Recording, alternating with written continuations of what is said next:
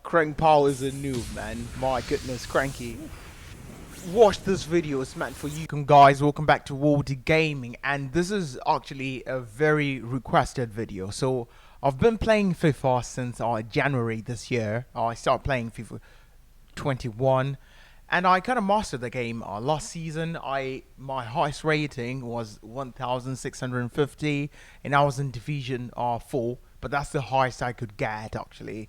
So I think I can actually help other people because I was an exclusive PES player until January this year. So I'm just gonna go right in the video and not waste time. This, guys, is my team for now because this is my second day playing FIFA. So first of all, the thing that I like the most, I think, about like defense, I would urge you to keep it on balanced, or either balanced or press after possession loss. These are the two most useful tactics in my opinion.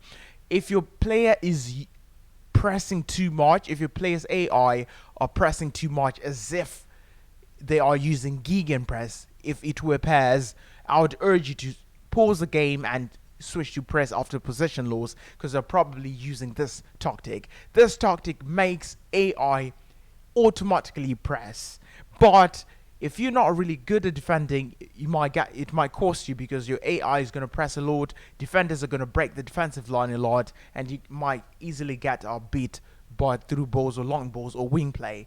So balance for now, balance, right? Balance.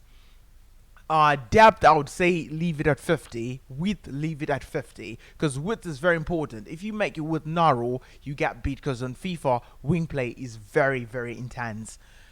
Build up play, right? Build up play is very interesting. I would say if you play PES, right, either make it or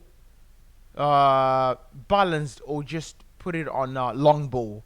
That's what I would say. But the problem with long ball is if your opponent is using pressure. If your opponent is using this tactic, press after possession loss. If you use long ball, it's going to be hard for you because your opponent's AI are just going to intercept it more and more because the AI are going to auto possession and auto intercept, and your team are going to be spread, like they're going to be spread far apart from each other. So in my opinion, if you play PES, the key is to have your players closer to each other as possible because PES is more about 1-2 passing, and that's what you're looking for. So I would say build up play, either just put it on fast build up or balanced in my opinion. So I will leave it at balanced. Chance creation as well, leave it at balanced. But the width is the most important thing. I'll say take it to like 30. That's what I would say in my opinion. Put it on 30 width because width is very important. This is the space between your players. You need your players to come closer together because that's similar to how the game play is on PES. Players are usually closer together. So I would say use 30 or 31. If you don't want your players to come in the middle that much, just use 31, but 30 or 31 in my opinion is important. Players in the box, I usually take it down to 3 because I don't want to get countered. Corner kicks, I also usually put it to 2. Free kicks, worse, I put it to 1 because I don't want to get countered. And you know, in FIFA, one pass can actually destroy everything. So instructions, I mainly urge people to use a 2-striker formation because it's just easier. You can do trigger runs and break your opponent's defense line much easier. So what I would do is I would put both of these guys in on stay central, or I would have one on stay central and the other guy on balanced width, in my opinion. So the guy who's the attacker, the guy you want to make runs, the fastest striker you have, I would say put him on balanced width, and the slowest striker put him on stay central. And then the slowest striker you also need to put him on mixed attack, in my opinion, mixed attack. And then the fastest striker put him on get in behind. So balance with get in behind. Or if you don't like balance with, you can play both strikers on center. But it always should be central or balance with. One striker should always have either balance width, try to put it on just one striker. If you put it on two strikers, they're just going to drift far apart from each other, and it's going to make it easy for your opponent's defender to intercept your 1-2 passes. So one striker should always have stay central, in my opinion. I'm going to put this guy back on balance width. So he's the fastest, so get behind balance width. And the other guy, stay central, mix attack, because I want him to play like a second striker in general. And guys, this tactics apply to any formation actually, as long as if it has two strikers and two defensive midfielders or two center midfielders. So what I usually do is I always put my forwards in comeback on defense. All my forwards, I put them on comeback on defense because I want them. I want one guy. Actually, yeah, those guys, my wingers or white midfielder, I always put them back on comeback on defense. You know, and then when it comes to chance creation, it actually depends. But I prefer cut inside. So chance creation, in my opinion, cut inside because you want to have more players in attack closer to each other to do those 1-2, 1-2, 1-2 trigger runs. So wide wing players, try to put them on cut inside, in my opinion. And when it's supporting runs, just balance support is okay, from what I've realized. Now, this is the most important part, this one. The two midfielders, basically, what you want to do is you want to have one guy, the most defensive guy. I'm not sure which one amongst these two. But anyways, let me just say this guy, for example, just random, right?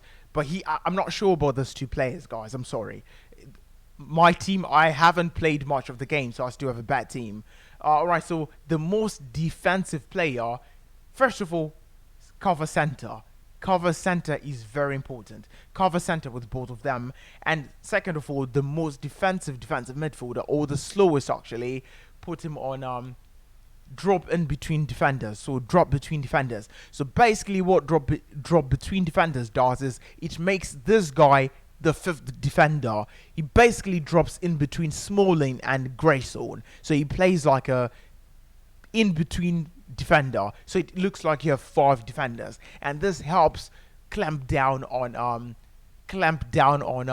through random through balls or long through balls. And stick to position. This is very important. Stick to position.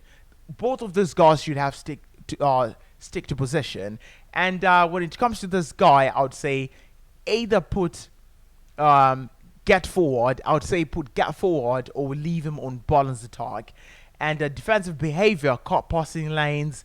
These guys will cut passing lanes because you want to clamp down on through balls as much as possible. So guys, cut passing lanes with both of these guys. Cut passing lanes like this. And interceptions as well, I'd say put on conservative. This guy on conservative. This guy leave him on cut passing lanes and drop in between defenders. So this guy cut passing lanes, balance attack, or you can actually say get forward and you can put conservative interceptions on him. This guy, no more interceptions because he's already going to drop naturally because you have drop between defenders. And now going back to the wide players, put them on stay behind whilst attacking, stay behind while attacking as well. Mix it up. Don't change run time because I've seen other people change overlap or something. In my opinion, it just ruins the game. And don't put conservative interceptions in my opinion, because it makes this guy stay wide and it ruins your defensive line in some, I don't know why, but it just ruins your defensive line. So just, I'm sorry guys, I'm sorry. So just leave it on normal interceptions and yeah, stay back while attacking. And when it comes to your defenders, guys, put them on conservative interceptions. Conservative interceptions, stay back while attacking, and conservative interceptions. Why conservative interceptions? They keep the defensive line. They don't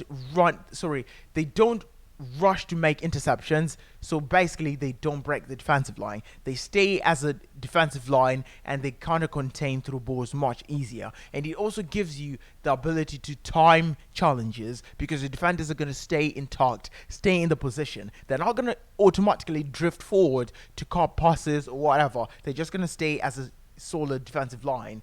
So conservative interceptions. When it comes to the goalkeeper, really, I haven't seen the effects of this, but some people say super keeper. I think super keeper you can try. In my opinion, whether you put super keeper or not, the goalkeepers sometimes are always crazy. So this is what I think are the best tactics in my opinion. These are basically the best tactics that I've seen in the game or that I actually use. So I'm just gonna put the cursor on each play so that you get a quick rundown of what tactics I've put. So basically, balance with getting behind, stay central, mix attack, come back on defense, cut inside, come back on defense, cut inside as well. Cut passing lanes, get forward, conservative interceptions, normal interceptions, drop between defenders and cut passing lanes, and conservative interceptions, stay back while attacking, and stay back while attacking as well.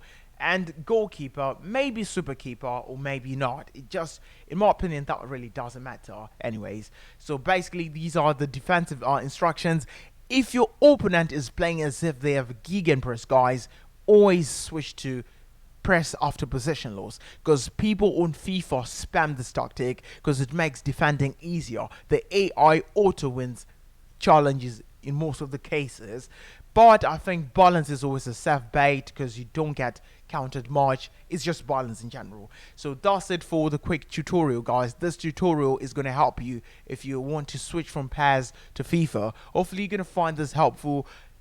When I started playing FIFA in January, my first time playing FIFA actually in January, I was an actual noob, but I went from division, I don't know, 10 I think, the starting division, I don't know which one, I forgot. I went from that division to division 4 and I had 650 rating in just a span of like 6 months using these tactics actually. It took me a while to find out how useful these tactics are, or to find out the most useful tactics for me, but you can also try to tweak around with my tactics, try to formulate your own formula, because you know things are different. So thank you so much guys, and see you in the next video. Take care.